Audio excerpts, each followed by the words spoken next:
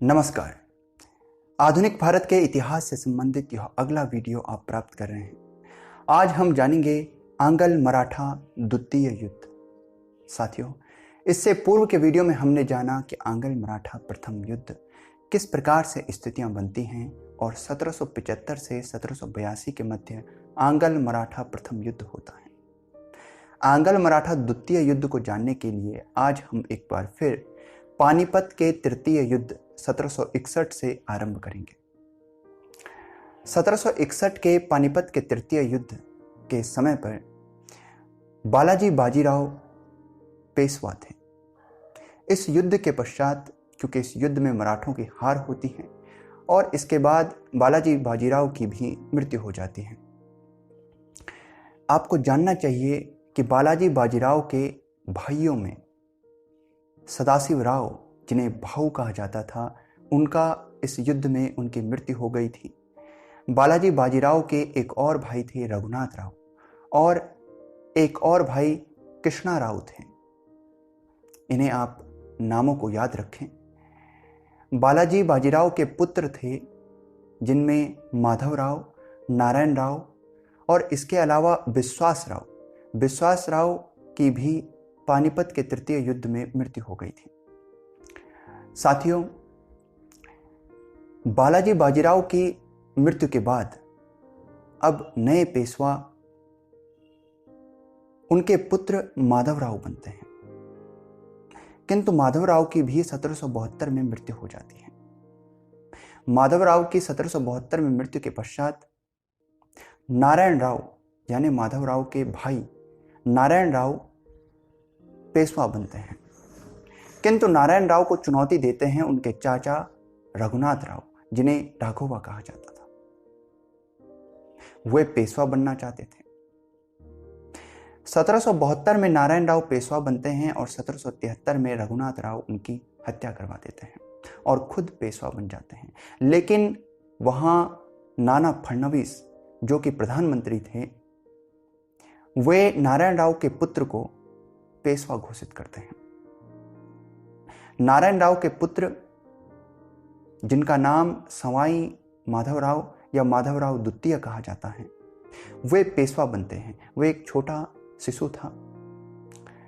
रघुनाथ राव इस बात से क्षुब्ध थे और वे अंग्रेजों के साथ जाकर सूरत की संधि कर देते हैं।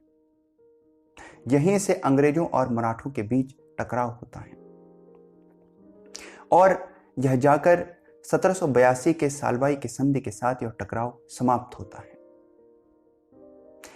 इसके बाद लगभग 20 वर्षों तक मराठों और अंग्रेजों के बीच एक शांति स्थापित रहती है, किंतु इन 20 वर्षों में ऐसा क्या होता है कि 1803 से 1806 के मध्य एक बार फिर मराठा और अंग्रेज आमने सामने थे और इसे आंग्ल मराठा द्वितीय युद्ध कहा गया। साथियों, सवाई माधवराव यानी नारायण राव के पुत्र, जिन्हें नाना फडणवीस ने पेशवा घोषित कर दिया था, वे पेशवा के पद पर 1795 तक रहे। 1795 में उनकी भी मृत्यु हो जाती है।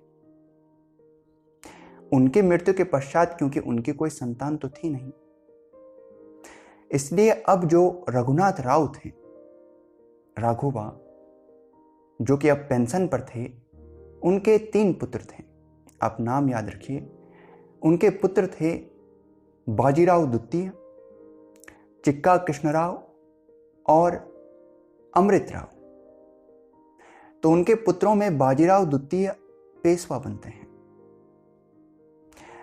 क्योंकि इस समय तक नाना फडणवीस प्रधानमंत्री थे, वे एक अहम मराठा थे, किंतु 1800 में नाना फडणवीस की भी मृत्यु हो जाती है और अब मराठा साम्राज्य का पूरा नियंत्रण बाजीराव द्वितीय के हाथ में था।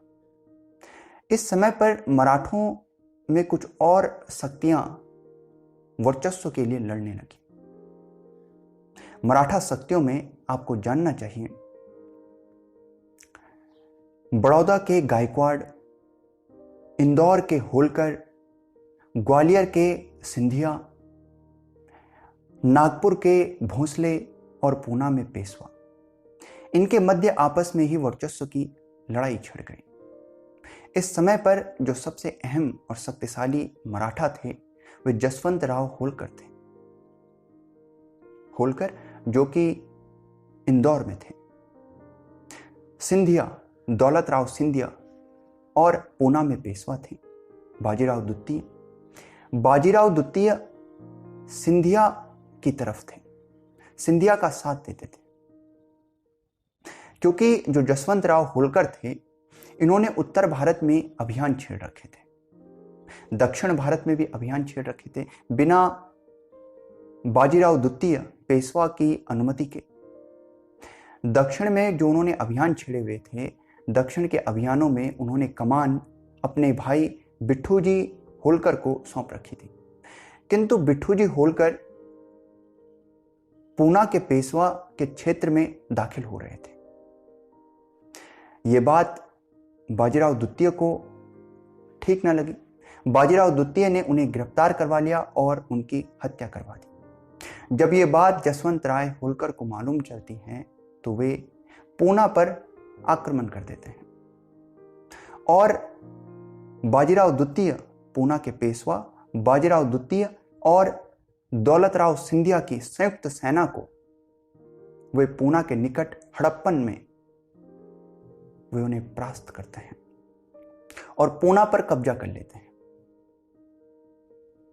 पूना पर कब्जा कर लेने के पश्चात वे पूना में अब अपने अंतर्गत, अपने संरक्षण में एक व्यक्ति को पेशवा बनाते हैं। उनका नाम था विनायक राव। अब ये विनायक राव कौन थे? ये भी पेशवा परिवार से ही थे। मैंने बताया था कि रघुनाथ राव के 3 पुत्र थे, उनमें से एक पुत्र तो बाजीराव द्वितीय थे जो अब तक पेशवा थे लेकिन अब हार चुके थे, और उनके एक और पुत्र थे अमृत राव। अमृत राव का पुत्र था विनायक राव। वे जसवंत राव होलकर के द्वारा पेशवा बनाए जाते हैं। इस युद्ध के बाद बाजीराव द्वितीय बसीन चले जाते हैं। बसीन में वे अंग्रेजों के साथ एक संधि कर देते हैं। इसे बसीन की संधि कहा जाता है। इस संधि में क्या था? वे अंग्रेजों के साथ सबसे पहले तो सहायक संधि हस्ताक्षर कर लेते हैं। सहायक संधि क्या थी? कुछ अहम बातें, जैसे सहायक संधि में जो वेलिजली की योजना थी, वेलिजली का एक प्रस्ताव था। इस सहायक संधि को हस्ताक्षर कर लेने के पश्चात वह राज्य अब अंग्रेजों की सैनिक टुकड़ी को अपने राज्य में रखेगा, उसका खर्चा भी स्वयं उठाएगा। एक रेजिडेंट उस राज्य के दरबार में अंग्रेजों का रहेगा। वह राज्य अपनी विदेश नीति स्वयं संचालित नहीं करेगा, बल्कि वह अंग्रेजों के अंतर्गत होगी, अंग्रेजों से स्वीकृति लेनी होगी, अंग्रेज ही उस राज्य की विदेश नीति को तय करेंगे। इस संधि को पेशवा बाजीराव द्वितीय, जो कि बसीन होलकर के साथ हार जाने के पश्चात चले जाते हैं, इस संधि को अंग्रेजों के साथ स्वीकार करते हैं और वे अंग्रेजों को सूरत के राजस्व को भी सौंप देते हैं। जो सेना उन्होंने अपने राज्य में रखनी थी, उस सेना के खर्चे के लिए वे सूरत के राजस्व को अंग्रेजों को सौंप देते हैं। बदले में वे 6000 अंग्रेज सैनिकों को प्राप्त करते हैं, जिससे कि वे पूना पर पुनः अधिकार करेंगे। अंग्रेज अब 1803 में बाजीराव द्वितीय को एक बार फिर से पेशवा बनाते हैं। विनायक राव को पेशवा के पद से हटा देते हैं। अपने संरक्षण में बाजीराव द्वितीय को पेशवा बना देते हैं। बाजीराव द्वितीय ने अंग्रेजों के साथ सहायक संधि स्वीकार कर ली थी। लेकिन अब समस्या यह हुई कि जो अन्य मराठा थे वे सहायक संधि को स्वीकार नहीं कर रहे थे। मराठों में क्योंकि एक बड़ा साम्राज्य था, वे अन्य भी शक्तियां थी, वे इस संधि को स्वीकार नहीं कर रहे थे, क्योंकि उन्हें मालूम था कि इस संधि को स्वीकार करने का अर्थ है अपने प्रभुत्व को खोना।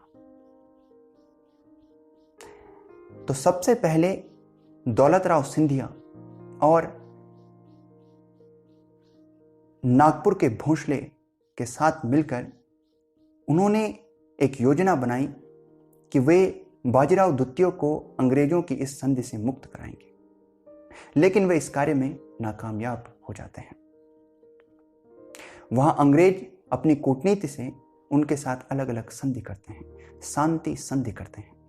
सिंधिया के साथ वे सुरजी अर्जुन गांव की संधि करते हैं 1803 में, और 1803 में ही भोंसले के साथ देवगांव की संधि करते हैं। अब इसके पश्चात होलकर शेष थे। होलकर भी ईस्ट इंडिया कंपनी पर हमला करते हैं, अंग्रेजों पर हमला करते हैं। 1804 में वे हमला करते हैं। 1805 तक वे अंग्रेजों से हार जाते हैं। इसके बाद अंग्रेज उनके साथ भी एक संधि करते हैं, राजपुर घाट की संधि। इसके पश्चात अब मराठा शक्ति एकीकृत न रह गई थी।